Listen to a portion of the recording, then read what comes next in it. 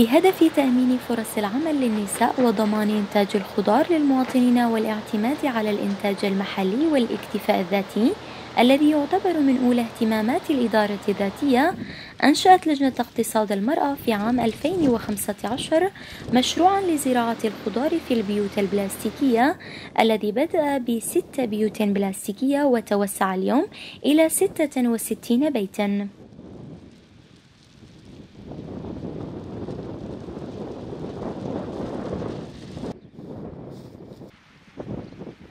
كما وتوسع المشروع من حيث مساحة الأرض وأنواع الخضروات التي تزرع في كافة فصول العام، ويوفر فرص عمل لحوالي 100 امرأة خلال فصلي الربيع والصيف، وفتح محل بجانب المشروع لبيع إنتاجه ومنع احتكار التجار لأسعار الخضروات.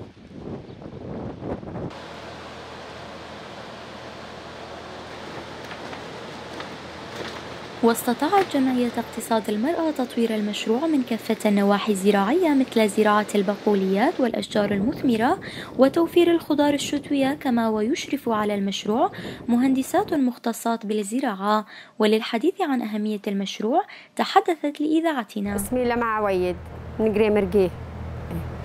جينا هنا مشان الزراعة، مشروع للمرأة، وإحنا نتشكرهم على هالفرصة، فرصة عمل الحمد لله ناجحة، وهيئت لنا فرص عمل. يعني كنا بالبيت قاعدين وهيئت لنا فرص عمل، وعندنا جميع أنواع الزراعة الحمد لله وناجحة الكل، من خيار، بندورة، كوسة، فليفلة، بطيخ، دبشي، باذنجان، كل شيء الحمد لله مزروع وناجح. وإحنا نتشكر جميع الإدارة اللي هيئت لنا فرص هالعمل.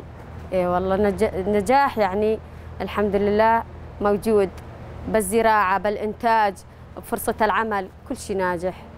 قضاء على البطالة، هاي وفرت لنا فرص كثير.